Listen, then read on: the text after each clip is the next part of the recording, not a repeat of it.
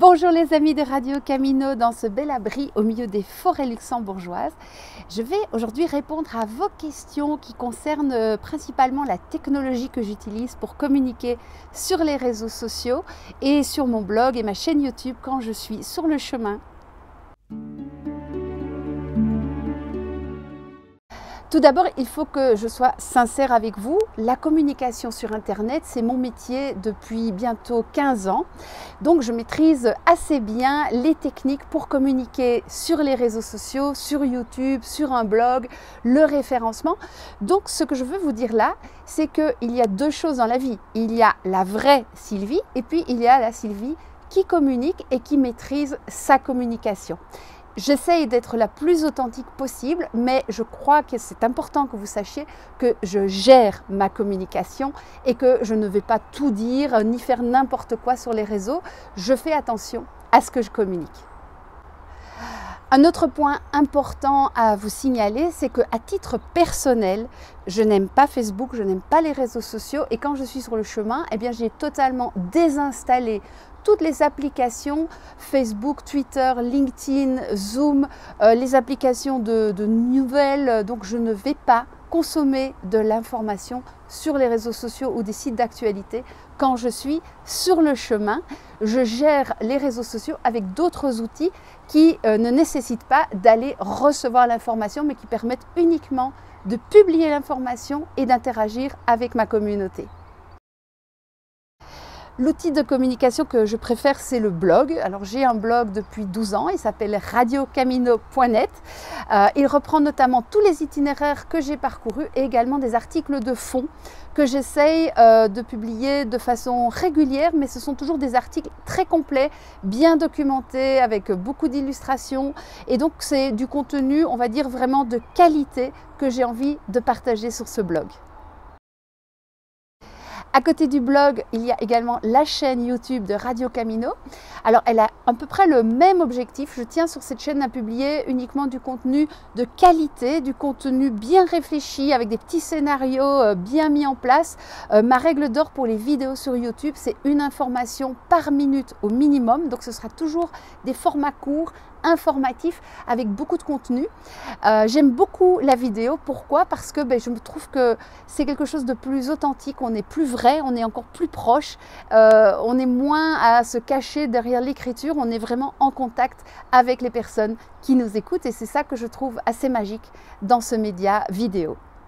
Sur la chaîne YouTube, vous ne trouverez pas de publicité. Je sais que de toute façon, avec 5 000 ou 10 000 abonnés, c'est pas la peine de monétiser sa chaîne. Vous allez gagner une trentaine d'euros par mois et vous allez embêter tous vos abonnés avec des publicités au début de vos vidéos.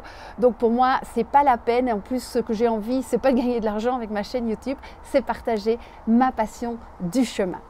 Je ne reçois pas non plus de produits de marque et de toute façon, ça ne m'intéresse pas d'aller faire de la pub déguisée, des tests de produits sur cette chaîne YouTube. Si je présente des produits, c'est parce que je les ai achetés et que je les aime bien ou que je ne les aime pas et je ne me gênerai pas pour le dire.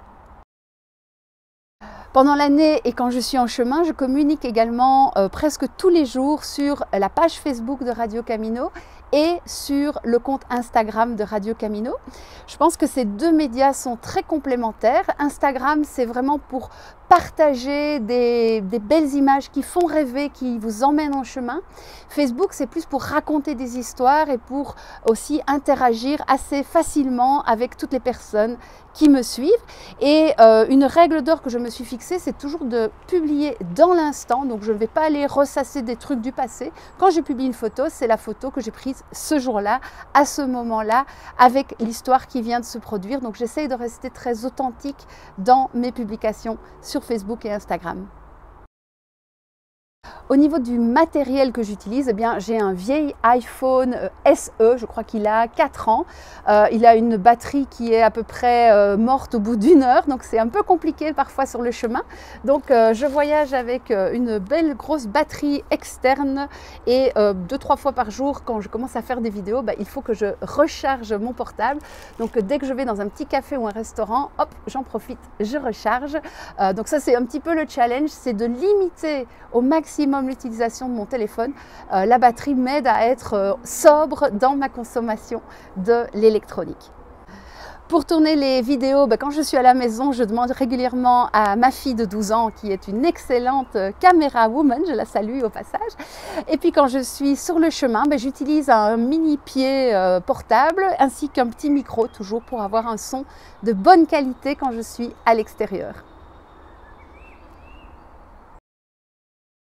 Quand je tourne des vidéos, je les monte directement sur mon téléphone avec des applications comme Movavi Clips ou Splice. Ça dépend ce que vous avez, si vous avez un iPhone ou un Android. Et puis, je les diffuse également directement sur YouTube à l'aide d'un Wi-Fi que je trouve dans un restaurant, dans un lieu public.